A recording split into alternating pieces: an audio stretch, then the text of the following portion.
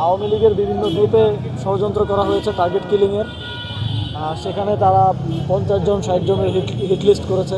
যখন আওয়ামী লীগ এখানে প্রচুর পরিমাণে ইনভেস্ট করছে, এখানে প্রচুর পরিমাণে অস্ত্রশস্ত্র ঢোকাচ্ছে এবং আমরা বিভিন্ন অডিওর মাধ্যমে শুনতে পেলাম যে তারা ট্রেইনড এক্সপার্ট লোকজনকে ঢুকিয়েছে। কারণ রানিং বাইক থেকে একদম পয়েন্ট ব্ল্যাঙ্ক রেঞ্জে নিখুঁত হিট করাটা ট্রেইনড এক্সপার্ট ছাড়া সম্ভব না এবং তাদের ভয়েস রেকর্ড ফাঁস হওয়া ভয়েস রেকর্ডগুলোর সাথে সেটা মিলে যাচ্ছে।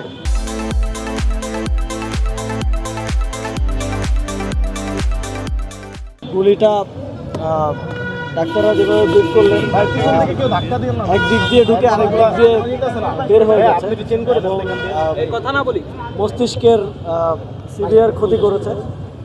এখন বাকিটা আল্লাহর হাতে এবং আমি আহ্বান জানাবো বাংলাদেশের সকল জনগণকে ওনার জন্য দোয়া করার জন্য এবং একই সাথে সরকারের প্রতি আহ্বান থাকবে যে আমরা বিভিন্ন অডিও ফাঁস হওয়া অডিওর মাধ্যমে জানতে পেরেছি যে আওয়ামী লীগের বিভিন্ন গ্রুপে ষড়যন্ত্র করা হয়েছে টার্গেট কিলিংয়ের।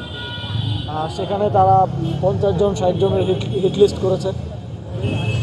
আর সরকারকে অবশ্যই এই বিষয়ে দ্রুত ব্যবস্থা নিতে হবে এবং যেই যারা এই ধরনের পরিকল্পনা করছে এবং এই ধরনের ঘটনা ঘটানোর দুঃসাহস দেখিয়েছে তাদেরকে খুব দ্রুত সময়ের মধ্যেই গ্রেপ্তার করে এই ষড়যন্ত্রের নেপথ্যের পুরো বিষয়টি উন্মোচিত করতে হবে জনগণের কাছে।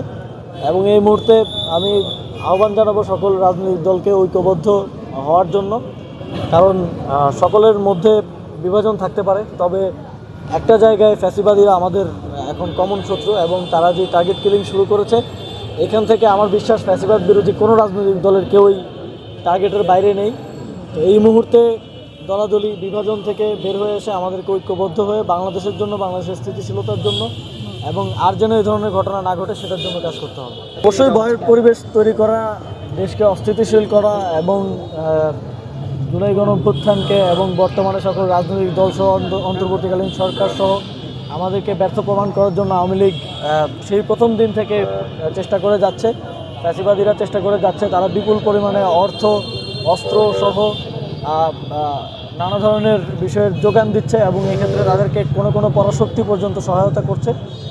তবে তাদেরকে স্পষ্টভাবে আমি জানিয়ে দিতে চাই যে এগুলো করে কোনো লাভ হবে না, বরং বাংলাদেশের মানুষ আরও ঘৃণায় ফুঁসে উঠবে এবং তাদের যাও কিছু বাকি আছে তাও ধ্বংসপ্রাপ্ত হবে।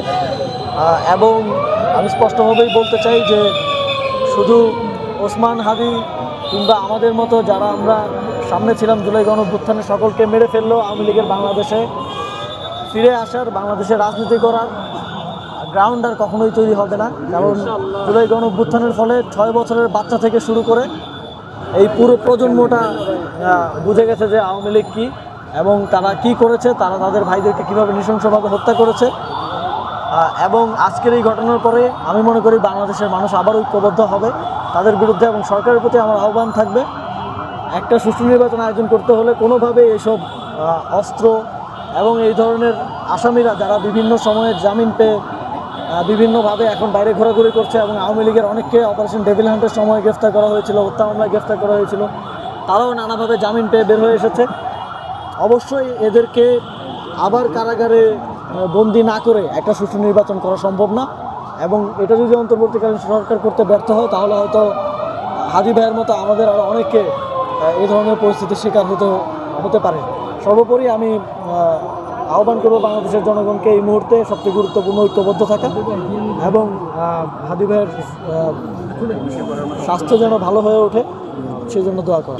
দেখেন, ডেভিল হান্ট হওয়ার পরে একটা ভালো সময় কিন্তু দেশের সার্বিক আইনশৃঙ্খলা পরিস্থিতি স্বাভাবিক ছিল এবং এটাই প্রমাণ করে যে এই ধরনের কর্মসূচি যখন আওয়ামী লীগ এখানে প্রচুর পরিমাণে ইনভেস্ট করছে, এখানে প্রচুর পরিমাণে অস্ত্রশস্ত্র ঢোকাচ্ছে এবং আমরা বিভিন্ন অডিওর মাধ্যমে শুনতে পেলাম যে তারা ট্রেইনড এক্সপার্ট লোকজনকে ঢুকিয়েছে। কারণ রানিং বাইক থেকে একদম পয়েন্ট ব্ল্যাঙ্ক রেঞ্জে নিখুঁত হিট করাটা ট্রেইনড এক্সপার্ট ছাড়া সম্ভব না এবং তাদের ভয়েস রেকর্ড ফাঁস হওয়া ভয়েস রেকর্ডগুলোর সাথে সেটা মিলে যাচ্ছে।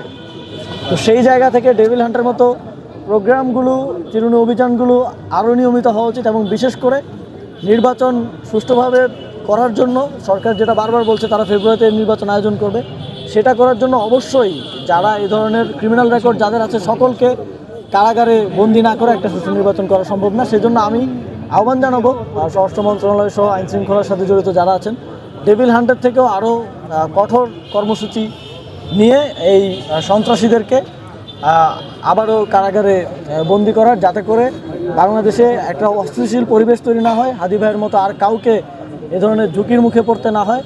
আমরা জানি না তিনি ফিরে আসবেন কিনা, এরকম সিচুয়েশনে যেন কাউকে পড়তে না হয়।